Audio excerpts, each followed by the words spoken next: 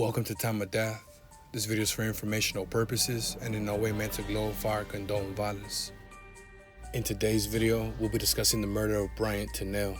Tennell was shot and killed on Friday, May 11, 2007, in the 1800 block of West 80th Street near St. Andrews, in the Manchester Square neighborhood of LA, according to LA County coroner records. Derek Starks and Devlin Davis were subsequently arrested and charged with the murder. The following is the evidence at trial. On May 11, 2007, M. Warren, age 17, was in the area of 80th Street in St. Andrews, where his grandfather lived. Warren was sitting in the front passenger seat of a Ford Explorer. Warren saw a black Suburban pass by a couple of times, which made him nervous. The Suburban stopped behind a dumpster 2 to 4 feet from the Explorer. There were 4 people inside the Suburban. Warren saw an African-American male, who he later identified as Defendant Davis, get out of the driver's side of the Suburban. Defendant was wearing gloves. He ran and grabbed for something in his pants. Defendant then extended his arm straight out from his body, holding a .38 caliber revolver, pointed it and fired 3 times. Warren saw 18-year-old Bryant Tennell get shot as Tennell was walking across the street. Tennell fell to the ground. Warren ran inside his grandfather's house to tell him to call 911. Warren returned to Tennell and applied pressure to Tennell's wound. Tennell said he was tired and wanted to sleep. Warren identified Defendant as the shooter in a photo 6-pack as almost a positive match. Warren did not notice co-defendant Derek Starks because he was focused on Defendant. A. Walker, Tennell's girlfriend, had been with Tennell shortly before the shooting. When she heard shots, she ran to the corner of St. Andrews and saw Tennell on the ground. Tennell always wore a hat, and when Walker saw the hat on the ground, she realized Tennell had been shot in the head. Walker took the hat with her and ran to Tennell's house. As Walker approached the house, she saw Wallace Tennell, Tennell's father, a detective with the LAPD. Tennell habitually wore a Houston Astros baseball cap. The cap was one of the logos of the A-Tray Hoovers. The shooting occurred in territory claimed by the A-Trays. Defendant Davis and Starks were members of Blocc Crip. The Blocc Crips is a rival of the A-Trays. Jay Henry, who had known Tennell for 5 years, testified Tennell was not a gang member and knew nothing about what colors and clothing not to wear. Tennell wore a hat. Henry told Tennell that hat was not appropriate to wear in certain areas because of gang connotations. Henry was in the area when Tennell was shot and heard 4 shots. Henry saw Tennell on the ground and realized Tennell had been shot in the back of the head. Tennell died of a gunshot wound to the head.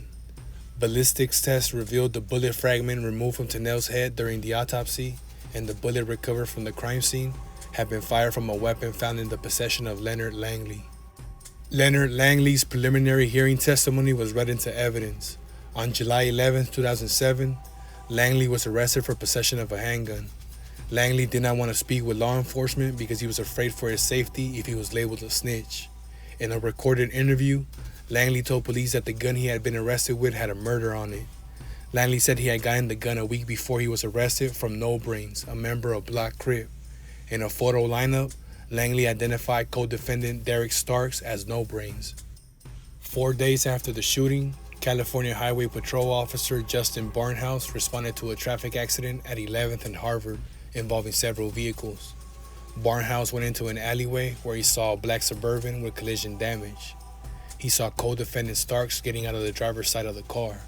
Starks, who had an outstanding warrant for his arrest, admitted driving the car. Jessica Midkiff, Starks' girlfriend, testified she was present when the Suburban crashed. Midkiff started dating Starks in May 2007. Starks was very controlling and let her know that if she didn't do what he asked, there would be consequences.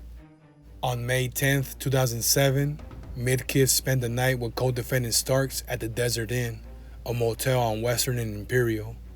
Starks told her to drive to a location where 2 African-American males got into the car. One was Defendant Davis. Starks sat in the front passenger seat. Midkiff believed Defendant Davis sat behind her, and the other person sat in the back. Starks told Midkiff to make a U-turn. She did so and parked by a wall. The man in the back seat wore working gloves. Midkiff saw the butt of a black revolver, which Defendant Davis put into the front part of his pants, either in the waistband or pocket. Defendant Davis and the other rear passenger got out of the car, went behind the car, and disappeared around the corner. Midkiff asked Starks what he had gotten her into, and he told her to shut up. Defendant and the other man were gone for about a minute. Midkiff heard about 3 or 4 shots ring out. Starks pulled her across from him and got into the driver's seat. Defendant Davis and the other man returned to the car, and Starks drove off and then dropped the 2 men off. Before he was dropped off, defendant said he thought he got someone, but he didn't know. He was still hyper and said that he was the man and appeared to be proud. Starks told defendant Davis to be quiet. When defendant Davis was in the Suburban, he was jumpy and weird and said he didn't know if he had hit anyone.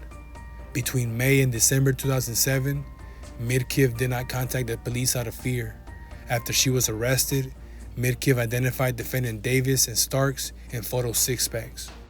Detective Skaggs put a recording device in the cell with co-defendants Davis and Starks and recorded their conversations. Defendant Davis called Starks' brain and asked if the bitch was talking. Starks responded, "The bitch has be squealing."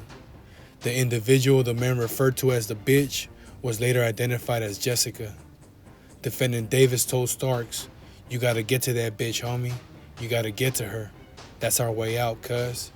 Starks told defendant Davis, "There wouldn't have been a case if you wouldn't have said nothing." Defendant Davis responded, "I know, cuz." Starks said they should have not been throwing gang signs. Starks said his plan was to get the bitch statement kicked out.